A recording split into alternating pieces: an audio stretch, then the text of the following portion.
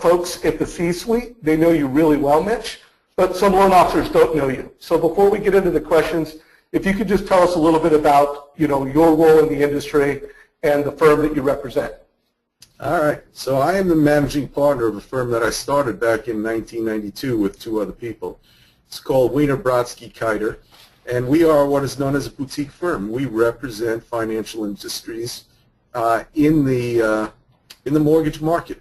This is what we do. I represent independent mortgage bankers. I represent banks, all in both the primary and the secondary mortgage market. I litigate. I have defended more than 150 class action lawsuits in my career. I do a lot of compliance work. I try to keep people out of trouble and companies out of trouble, and basically act as a troubleshooter for mortgage lenders. The industry that we represent and the industry that I represent is a great industry. It houses America, and that's why we do this. So, I mean, when you think of MSAs, they're such an important part, or very viewed, the relationships with these partners as generating key referrals and impacts to many people's pipelines. Has there been a real shift, in the last 2 years of the CFPB's position on MSAs and the way organizations should manage them? Well, I'll tell you the truth. I don't know that I would term it a shift because the CFPB hadn't articulated a position in the past. But what we're learning now is what the CFPB's position really is, and we're seeing that through enforcement orders. And you saw the Lighthouse title enforcement consent order that came out that tells us a lot about what the CFPB thinks about it. There also hasn't really been a shift because I think it's somewhat consistent with an interpretive rule that HUD had issued back in 2010 when it reviewed a situation that involved supposed marketing arrangements between real estate agents and real estate brokers and home warranty companies themselves. And in this interpretive rule, which is the law, HUD, which was responsible for RESP at the time, laid out certain requirements itself. So I will say this, the CFPB certainly is focusing on MSAs today. In fact, I just got off the phone a little while ago with a client that's going through a CFPB examination, and they're looking very closely at MSAs. And I have other MSA investigations that are ongoing with the CFPB in which I am defending and representing lenders. So there's a big focus on MSAs today. There certainly wasn't 2 years ago. There wasn't even really 1 year ago. But as the CFPB is growing, they're starting to do a lot more with Section 8 of RESPA. They're paying a lot of attention to the amount of money that's paid for marketing services. They're paying a lot of attention to whether or not specific services are actually being provided. They're looking to see where that marketing is going. Is it aimed to reach just a specific group of customers or individuals, or is it in fact aimed more or geared more toward the general public itself?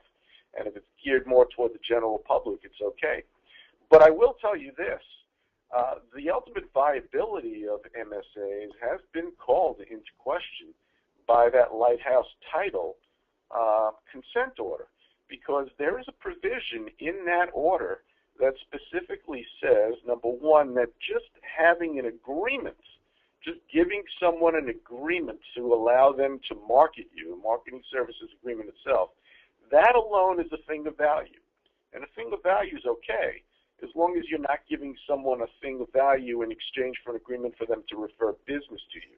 And what they did in that case, and what they're doing is they look at other cases as well, is they're taking a look at your MSA partners, and they're looking to see whether or not referrals are taking place, and whether or not they can imply that there was an agreement that if we do this marketing services agreement with you, you will, because you have the benefit of this marketing services agreement, send us business, send us borrowers. In the title case, send us title business itself. So they go on in the Lighthouse consent order to say, number one, the agreement is a thing of value, and number two, you can't give someone a thing of value in exchange for the referral of settlement service business. What they are saying effectively is you can have MSAs that meet specific requirements. In fact, you're paying for the fair market value of services that are being provided. It's geared toward the general public itself. They're real distinct services.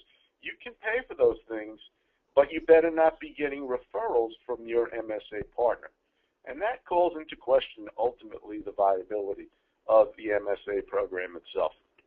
It's an interesting way of regulating, quite frankly. I mean, if the CFPB really has such deep concerns and issues, they ought to come out and give the industry direction on what they want to see, as opposed to just doing this through examinations or doing it through enforcement actions. But until the CFPB does come out along those particular lines, you're going to see more enforcement actions, and you're going to see that the viability of this particular structure is really being called into question.